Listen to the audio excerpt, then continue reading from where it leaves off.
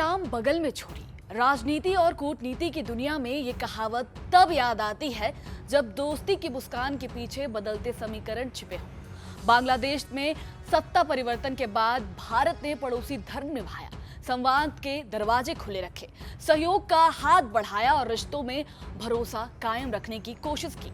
लेकिन अब संकेत मिल रहे हैं कि ढाका एक बार फिर बीजिंग की ओर तेजी से बढ़ रहा है। सवाल ये है कि क्या बांग्लादेश अपनी विदेश नीति का नया अध्याय लिख रहा है या फिर दक्षिण एशिया में चीन और भारत के बीच रणनीतिक मुकाबले की नई बिसात बिछ चुकी है। नमस्कार, आप देख रहे हैं जी मीडिया का डिजिटल प्लेटफॉर्म। मैं हूं आपके साथ साक्षी सिंह।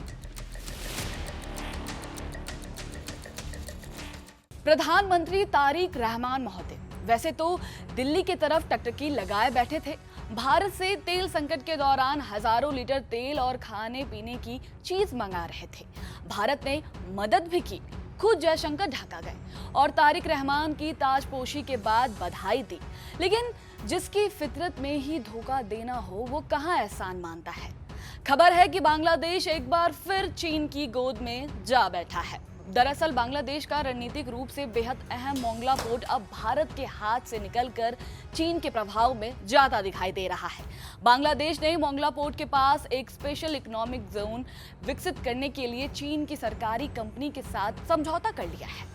ये वही जमीन है जिसे पहले भारतीय इकोनॉमिक जोन के लिए एलोकेटेड किया गया था। ऐसे में इसे नई दिल्ली के लिए बड़ा कूटनीतिक और रणनीतिक झटका माना जा रहा है। बांग्लादेश की सरकारी संस्था बांग्लादेश इकोनॉमिक जोन्स अथॉरिटी यानी बेजा ने बीजिंग में चीन की सरकारी कंपनी China civil engineering construction corporation के साथ एमयू पर हस्ताक्षर किए हैं। इस स्पेशल इकोनॉमिक जोन बगरेत में मोंगला पोर्ट के पास 110 एकड़ जमीन पर विकसित किया जाएगा।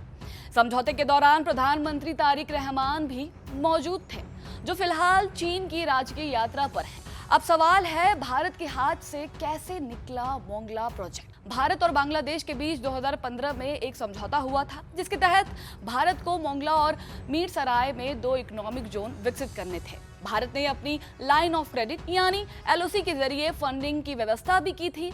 2018 में भारत ने इस परियोजना के लिए हीरानंदानी ग्रुप को डेवलपर चुना था, जबकि उसकी सहायक कंपनी एविटा कंस्ट्रक्शन ने 2022 में अंतिम समझौता किया। हालांकि जमीन भारत को 2020 में सौंपी गई और उसी दौरान कोविड महामारी के कारण काम शुरू नहीं हो सका। इसके बाद मोहम्मद यूनुस की अंतरिम सरकार ने परियोजना में देरी का हवाला देते हुए अक्टूबर 2025 में इसे भारत की सूची से हटा दिया। अब मोंगला प्रोजेक्ट में चीन की एंट्री कैसे हुई? जून 2025 में ढाका स्थित चीनी दूतावास ने बांग्लादेश सरकार को प्रस्ताव दिया है कि वो इसी 110 एकड़ क्षेत्र में चीनी इकोनॉमिक जोन विकसित करना चाहता है।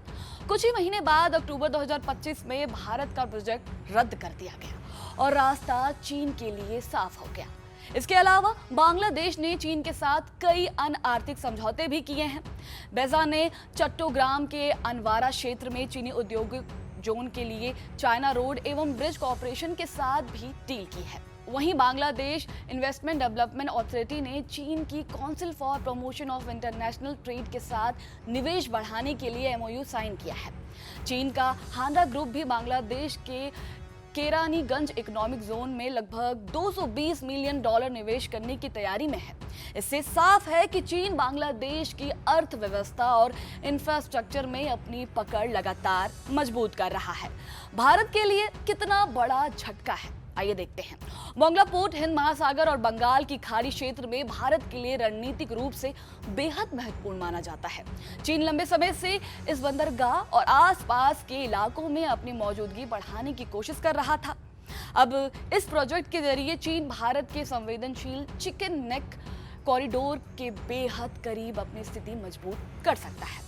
भारत की जगह चीनी सरकारी कंपनी के आने से बांग्लादेश के आर्थिक और बुनियादी ढांचे पर चीन का प्रभाव और बढ़ेगा।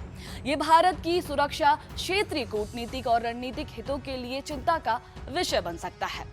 कुल मिलाकर मोंगला पोर्ट पर चीन की एंट्री सिर्फ आर्थिक सौदा नहीं है, बल्कि दक्षिण एशिया की बदलती शक्ति राजनीति का बड़ा संकेत है।